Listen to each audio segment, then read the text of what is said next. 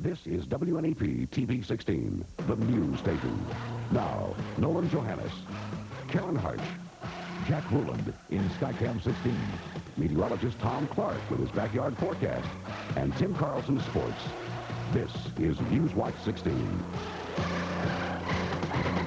A last-minute reprieve today for a vital communications center in Montour County.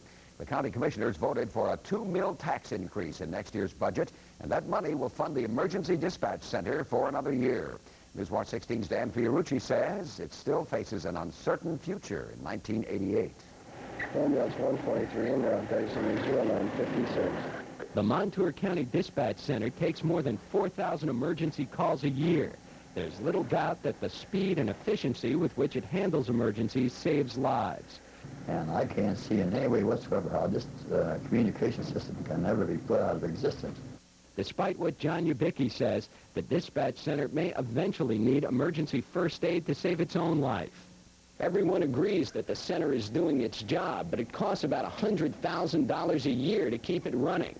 And with federal cutbacks in revenue sharing, Montour County says it just can't afford to foot the bill. Well, the loss of revenue sharing funds plus the Grand Rugman has affected the counties and all counties extremely hard. Commissioners want the communities of Danville, Riverside, and Mahoning Township to chip in a total of up to $30,000 a year to keep the center running. Not everyone agrees with the commissioners. And these small townships are struggling every day to meet expenses, and the money is just not there. Because cities could not cough up the money on such short notice, commissioners voted at the last possible moment to raise Montour taxes 2 mils to pay for the dispatch center for one more year. But by 1988, the commissioners warned individual communities better foot a bigger part of the bill for emergency dispatch because the county won't. Dan Fiorucci, Newswatch 16, Montour County. Commissioners in Monroe County today came up with money for the county's 2 libraries' annual operation. But because of federal revenue cutbacks, it's not as much as the library wanted. With only $200,000 instead of the $292,000 asked for, library officials here in Stroudsburg and in Mount Pocono feel they have enough to give pay raises to staff members, buy some new books, and keep open the same number of hours each week. Many taxi cab companies in our area are gearing up for a very busy night tonight. In Wilkes-Barre, for example, the Clare Brook Center is paying the Poston Taxi Company to offer partygoers free rides. Newswatch 16's Melissa Sanders says it's just one way of trying to keep the roads in Luzerne County clear of drunk drivers. So what do you plan to do tonight? Going to a friend's party. It's going to be a glorious time. I'll probably go to the Cracker Box in Kingston, maybe go up to Cheers up in Pittston. Are you going to drive there? Certainly. If no one left their homes to go partying tonight, that would suit cab driver Bill Cook just fine. This is not an evening he looks forward to. It's too busy, New Year's Eve. I wish there was never a New Year's Eve.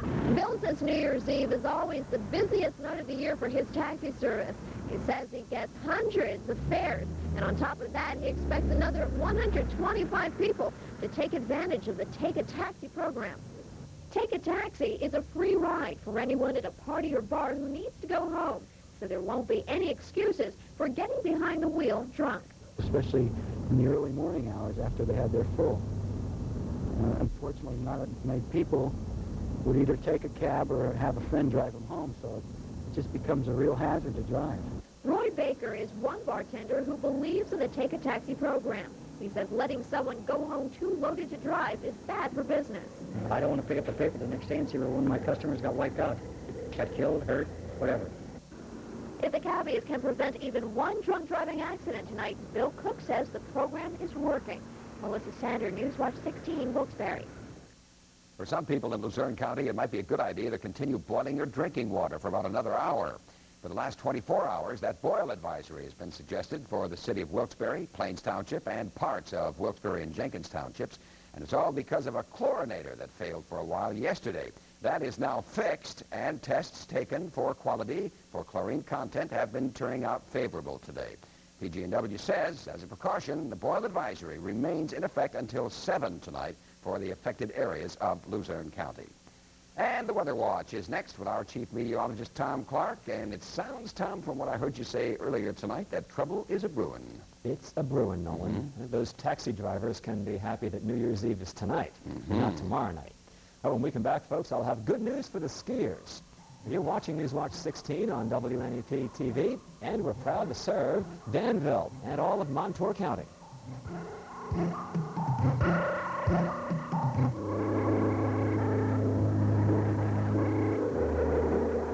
For everybody who loves waltzes, here is the famous orchestra whose waltz records became giant hits all over America. Their beautiful waltzes like this helped sell over 100 million records. And now, here are the waltz favorites of the beloved Guy Lombardo Orchestra.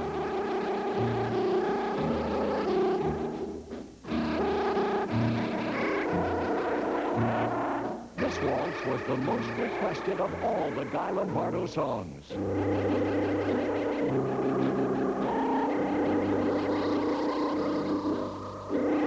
The smooth and mellow sound of Guy Lombardo's waltzes has never been equaled.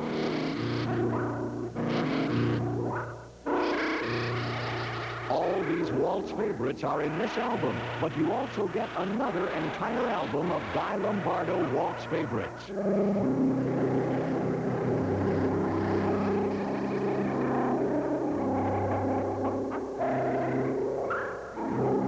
Waltzes so beautiful, you'll play them over and over again. How you love this treasury of Guy Lombardo waltz favorites. But remember, you also get album number 1. You get them both in this limited offer. Be sure to order now. Mail 1298 to Guy Lombardo, Box 300, Taylor 18517. You get 2 records, 2 cassettes, or 2 8-track tapes. This beautiful Guy Lombardo waltz offer will end with no advance notice. Write this address down now. Mail 1298 to Guy Lombardo, Box 300, Taylor, Pennsylvania 18517. That's Guy Lombardo, Box 300, Taylor, Pennsylvania 18517. How about starting out the new year by becoming a millionaire? Well, it could happen in less than 45 minutes for someone or a group of someones who are playing today's Pennsylvania Super 7 lottery. The jackpot has reached $12 million, with people still buying tickets. Incidentally, if you do win the money, hang on to your ticket. Lottery offices will not be open until Friday because of the New Year's Day holiday. And good luck. And right now we'll say good luck from our meteorologist Tom Clark, who has some news for us. Tom, since you said something about some snow in your forecast, I was wondering, when was the last time we went into New Year's Eve without any snow on the ground? Well, Nolan, it's not unusual not to have snow on the ground heading into the new year. As a matter of fact, the National Weather Service records show that it's happened twice in the past 5 years, the last time being back in 1984 and again now in 1986. But there is some snow on the way, and we'll talk about that in just a moment. Clear skies over the backyard now. The stars are out. I can see Mars and Jupiter up there. Let's see what's happening down in Nescahoning now. My weather watcher, Joe Higgins, has 34 degrees in his backyard. It's clear down there, too. Bob Sutherland in Bollesburg, Center County, 23 degrees at his place. And Jim Knight in Dunmore checks in with 30 in the past hour. Tonight's Holiday House is courtesy of Alex and Arlene Stepansky. And their display is along Susquehanna Street in Chickasha. Out back now, we have a temperature reading of 30. Humidity 67%, the wind from the north at 9, and the barometer is rising from 30.26. 34 and 30, the range in the backyard today. 7 below zero, the record low set way back in 1917. No sun at all 1 year ago today. High temperature here, 37 degrees. Our precipitation records for the backyard this past year show June and July as the wettest months of the year, with between 7 and 8 inches of rain. Now, the total for the year here, 48.9 inches, and that's more than 10 inches above normal. So it was a wet 1986. Now, satellite view from the past 24 hours. Keep your eye down in the Gulf of Mexico. You can see some storm clouds gathering down that way, putting the clouds into motion. Notice how they kind of expand, and wow, big area of rain now over Florida. And the vacation resorts are jammed with vacationers this week in Florida. But tonight they're having severe weather, thunderstorms, and even the chance for a few tornadoes down that way tonight as this storm system is beginning to intensify, gathering moisture off the Gulf and the Atlantic Ocean. that high will keep us cold and dry through the night tonight, and it should be about in the 30s on Times Square tonight, where thousands of people will be out under the stars ringing in the new year. But the upper air winds will bring this storm system up the coast, and this is how we project the storm track to be right along the coast. And it looks like there'll be some snow from New England across New York, across Pennsylvania, overnight tomorrow night, and rain along the coast, and some of the rain could mix with snow over portions of northeastern Pennsylvania. We'll see the stars tonight. It'll be a cold night. Coming back from the party, even going to the party. 23 in Dixon City, 22 in Canton, Danville about 24 tonight. Lansford 24, the wind out of the southeast at 5 or less. The sunrise time for first day of the year, 7:29, 4:45, sunset time tomorrow. It'll be clear tonight to partly cloudy, 23 in the backyard. We'll start out with a little sun in the morning, then increasing cloudiness, and some snow should begin, it looks like any time between 5 and 8 p.m. tomorrow. And that snow will continue into tomorrow night. It looks like enough to plow, enough to get the snowmobile out, enough to shovel, and we'll have a better idea tonight of exactly how much we're going to get from this. We'll see you then, Nolan. All right, Tom, thank you. And our Mike Stevens loves parades. Wait till you see what he ran into in Phoenix, Arizona. We'll have that next as Newswatch 16 continues.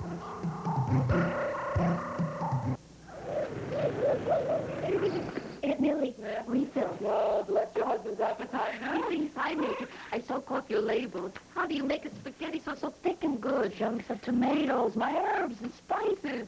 Everything 100% natural. No sugar added. A good old-fashioned sauce. Taste.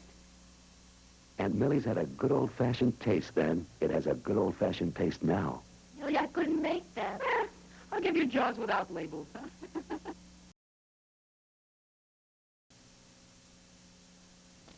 Well, we're sort of getting ready to celebrate what's left of New Year's Eve around here, but we're all very envious because all night long, this open line we have with our satellite from Arizona shows some partying going on. And it's only 2 hours, 2 hours earlier out That's there. right, in So Arizona, they have an extra right. start.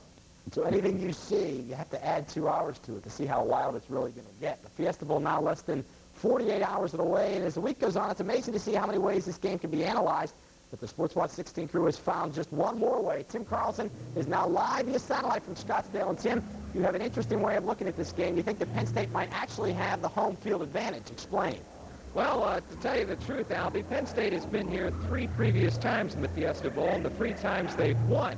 And I guess they feel at home here. As a matter of fact, they almost feel like they have some sort of a home field advantage. Christmas Day, 1977, and the Nittany Lions defeated the real home team, Arizona State, 42-30, as Bob Torrey set up 1 touchdown with a 55-yard run. 3 years later, Kurt Warner ran for 155 yards, including the 64-yard touchdown on Penn State's first play from scrimmage. The Lions beat Ohio State 31-19. Then, on New Year's Day, 1982, Penn State won 26-10 over USC, holding down Heisman Trophy winner Marcus Allen. Now, do the Penn State players think the previous Fiesta Bowl success make them feel as if they have some sort of home field advantage? Penn State is, I think the Fiesta Bowl likes to have Penn State come out because they bring a lot of fans. You know, they spend a lot of money, and you know, they're good supporters, and you know, basically economics is what it comes down to. Some of the older guys have been here before, and they feel like comfortable here, and people make us feel real welcome here in Phoenix, Scottsdale, and Tempe. So I guess I do feel pretty much at home. Yeah, I never thought about that. Not really. I just see it as a neutral field and just 2 teams going head-to-head and playing a tough game. I don't really think so. You know, later again, when you're talking about a game like this with the kind of things that are on the line, I think both teams will be ready to play, and I don't think there are going to be any real advantages. So what about Miami? Well, at least one player, All-American running back Alonzo Highsmith, says he'll give the home field to Penn State, but that's all he'll give them. So are you treating this as a road game? Yeah, we're just taking this as like a regular road game. You know, we wish we could have come in 2 days before the game instead of a week before the game. You know, we just want to treat it like a regular road game and, you know, just go out there and play on Friday. And it'll be interesting to see if there is kind of any home field advantage for Penn State playing at the Fiesta Bowl. With me right now is a gentleman who feels very at home here in Arizona at the Fiesta Bowl, Nick Gasparotto, the offensive line coach of the Nittany Lions. And Nick, do you think Penn State has any home field advantage at the Fiesta Bowl because they've been so successful here? Well, I'd hope so, but I really don't think when it comes down to it on game night that there's going to be a home field advantage. All right. I think, we feel comfortable here, and I'm sure Miami feels comfortable too. On game night, Penn State has to run the ball to be successful, and of course that puts a lot of responsibility on the offensive line. How are the guys shaping up? I think we're about ready to play. I think we had a good hour workout tonight under the lights down at Tempe, and I think we're prepared, and we're just going to go out and have a good time and see how things go. Nick, thanks a lot, and best of luck to you and the Nittany Lions on Friday night. We're looking for a Penn State win back home. Happy New Year to you. Happy New Year to you. Nick Gasparotto, the offensive line coach of the Penn State Nittany Lions, and all I can say is there's a party going on right here because they're celebrating already. They think Penn State's going to win, Albie. Well, Tim, enjoy yourself, and we'll be back to you in a few minutes. Okay, we'll see you later. I'll talk to you in a few. Okay, to the NFL, there's a new coach tonight in the NFL, and it's interesting because just last week, Alabama coach Ray Perkins denied that he was even talking to the Tampa Bay Bucs, but today, Perkins ended all the talk by resigning as Alabama coach and athletic director. He'll become the new coach and vice president of the Tampa Bay Buccaneers. His new job will pay him an annual salary of $750,000. Big surprise. The timing factor is somewhat awkward. That couldn't be helped, and awkward from the standpoint I would have liked to have looked my players in the eyes before this. I apologize to those young men. Meanwhile, the man who replaced Perkins as head coach of the Giants 4 years ago, Bill Parcells, has been picked as NFL Coach of the Year by AP. He beat out Cleveland's Marty Schottenheimer. Parcells said he was flattered by the award, but he also said that it's easier to be a good coach when you have good players. And speaking of good players, we're going back out live to the Fiesta Bowl in Scottsdale, Arizona. Attention, Tim Carlson and Mike Stevens live from Scottsdale. Thanks a lot, Albie. And Mike, what do you think of this place after a few days here? Well, it's a pretty nice place. Tim, I'd like to vacation here more often, wouldn't you?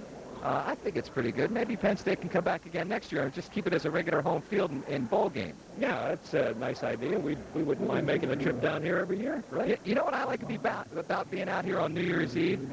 Well, we're in the Mountain Time Zone, you see, so it'll be midnight in the east, and then in the Central Time Zone, and then here, so we got 3 times to celebrate New Year's. Right, and speaking of celebrating New Year's, we were looking to do that today, and we went out today, a lot of us, and found out a place to start to bring in the new year.